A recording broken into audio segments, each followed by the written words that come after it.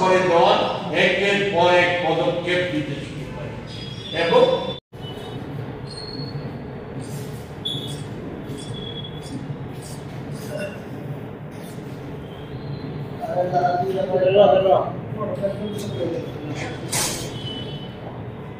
যেটা বলবো যে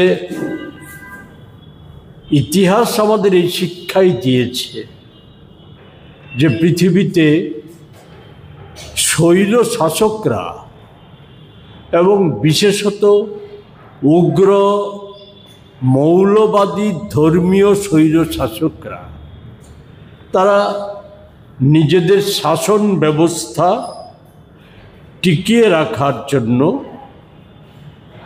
যে পথগুলি অবলম্বন করে এর মধ্যে গুরুত্বপূর্ণ হচ্ছে গণতান্ত্রিক ব্যবস্থাপনাকে ধ্বংস করে দেওয়া, এগুলিকে পদদলিত করা। এটার মধ্য দিয়েই তারা টিকে থাকার চেষ্টা করে। সাথে আছে উগ্র ধর্মীয় উন্মাদনা, জাতিগত বিদ্বেষ সৃষ্টির সাথে এটাও একটা গুরুত্বপূর্ণ ক্ষেত্র।